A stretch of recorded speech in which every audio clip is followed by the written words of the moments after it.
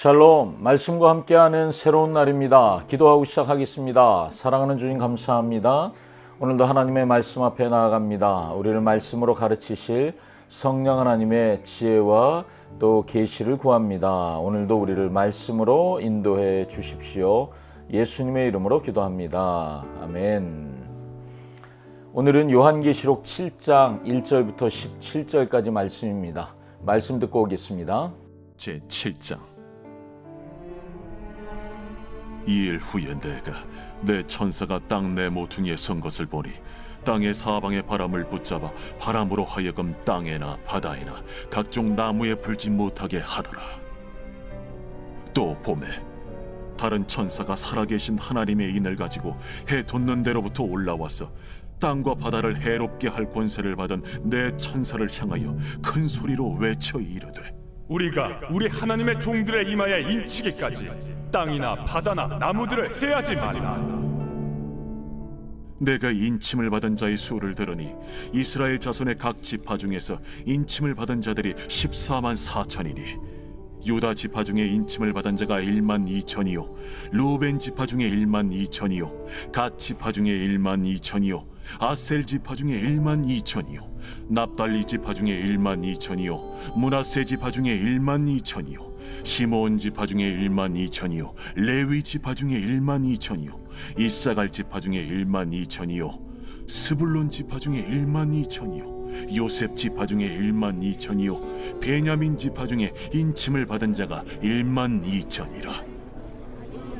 이일 후에 내가 보니 각 나라와 족속과 백성과 방언에서 아무도 능히 셀 수 없는 큰 무리가 나와 흰 옷을 입고 손에 종려가지를 들고 보좌 앞과 어린 양 앞에 서서 큰 소리로 외쳐 이르되, 구원하시니 보좌에 앉으신 우리 하나님과 어린 양에게 있도다. 모든 천사가 보좌와 장로들과 내 생물의 주위에 서 있다가 보좌 앞에 엎드려 얼굴을 대고 하나님께 경배하여 아멘. 찬송과 영광과 지혜와 감사와 존귀와 권능과 힘이 우리 하나님께 세세토록 있을지어다. 아멘. 장로 중 하나가 응답하여 나에게 이르되, 이 흰옷 입은 자들이 누구며 또 어디서 왔느냐? 내가 말하기를 내 주여 당신이 아시나이다 하니 그가 나에게 이르되, 이는 큰 환난에서 나오는 자들인데 어린 양의 피에 그 옷을 씻어 희게 하였느니라.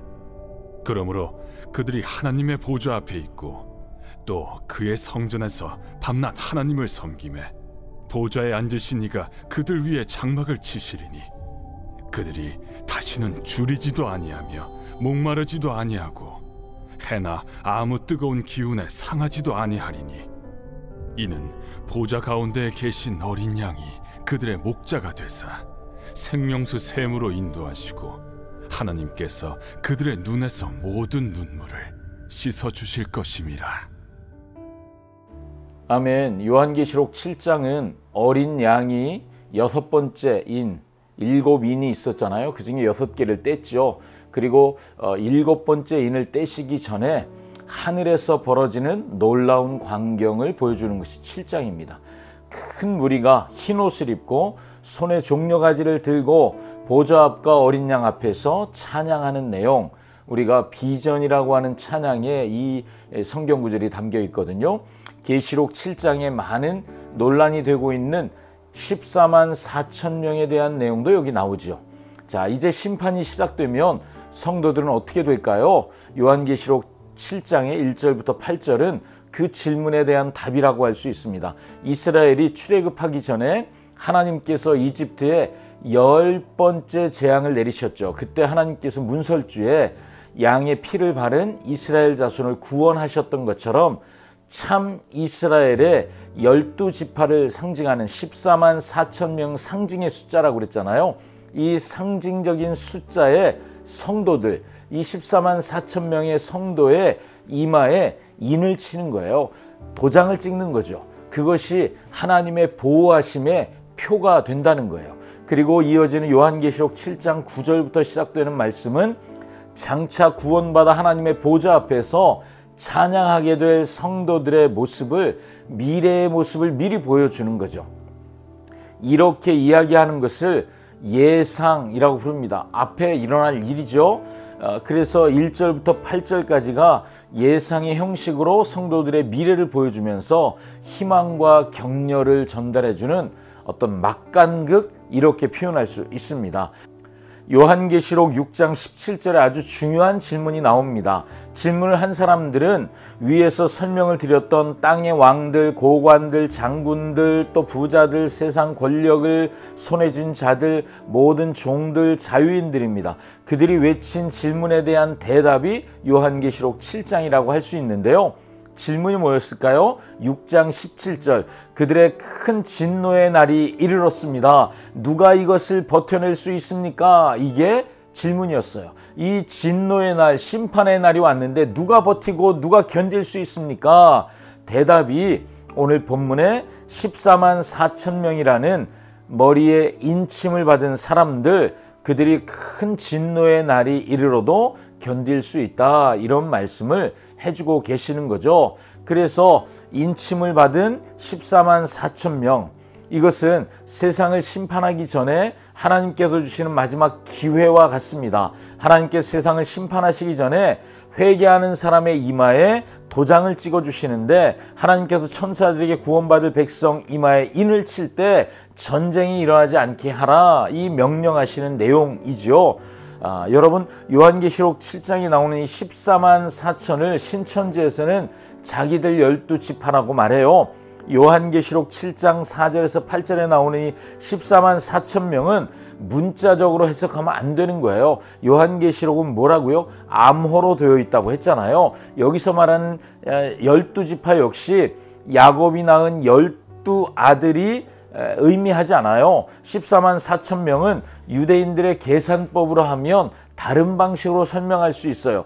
12, 구약을 상징하는 12지파, 그리고 신약의 백성들, 12제자를 상징하는 신약의 백성들, 그래서 12 곱하기 12, 거기다 1000을 곱하는 거죠. 그럼 뭐예요? 엄청 많은 숫자를 상징하는 거예요. 그래서 14만 4천의 진짜 의미는 셀 수 없이 많다, 이런 의미예요. 여러분, 하나님이 하나님의 백성들을 구원하시는데 숫자를 딱 정해놓으시고 그 숫자만 구원받을 수 있어, 살아남을 수 있어, 이렇게 하시는 건 하나님의 성품이 아니에요. 하나님의 성품은 모든 피조물이 구원받길 원하시는 것이 하나님의 마음이죠. 그렇기 때문에 셀 수 없이 수없이 많은 사람들이 하나님 앞에 설 수 있다, 이것이 상징적인 숫자가 의미하는 것이라고 할 수 있죠. 요한계시록 7장 9절에서 17절은 그 어린 양이 봉인된 그 인을 하나하나 떼고 6째 인까지 뗐잖아요.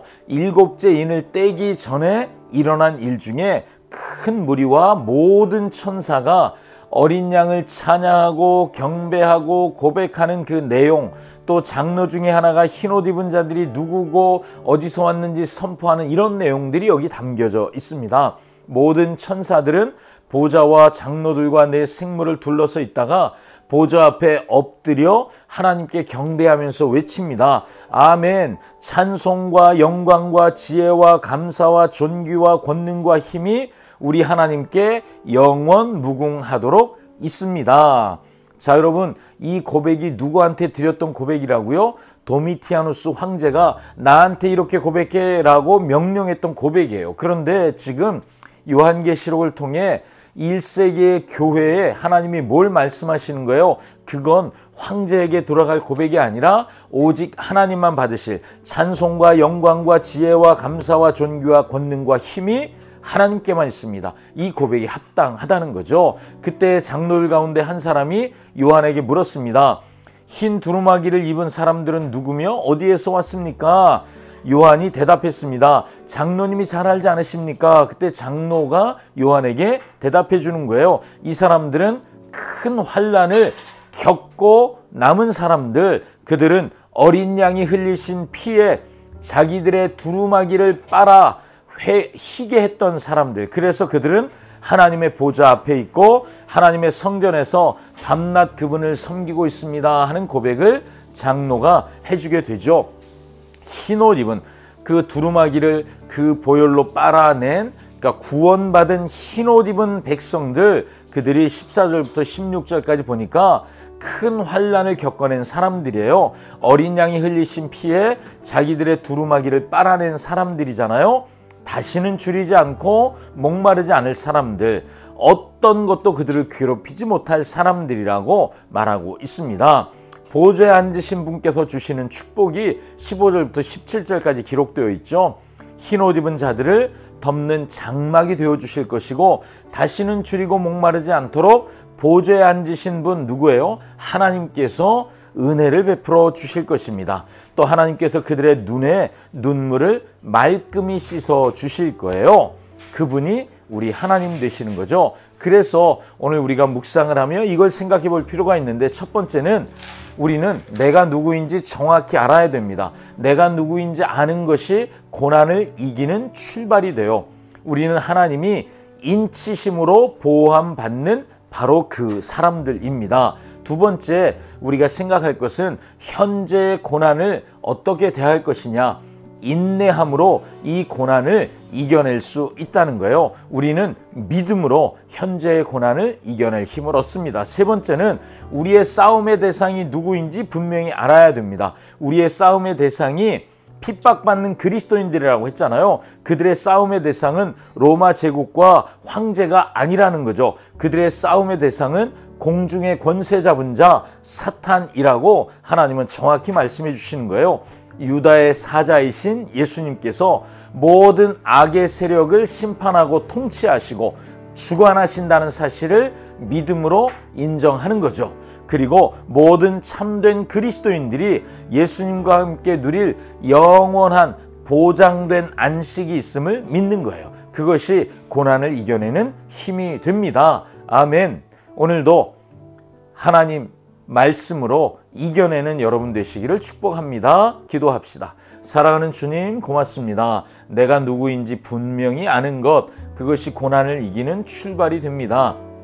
지금의 고난이 영원하지 않고 유효기간이 있다는 것을 기억하게 하시고, 우리의 싸움의 대상이 사람이 아닌 것을 기억하며 공중권세 잡은 자 사탄을 향하여 영적 전쟁에 능한 용사들 되는 우리가 되게 해 주십시오. 예수님의 이름으로 기도합니다. 아멘. 아멘. 오늘도 말씀과 함께 행복한 날 되십시오.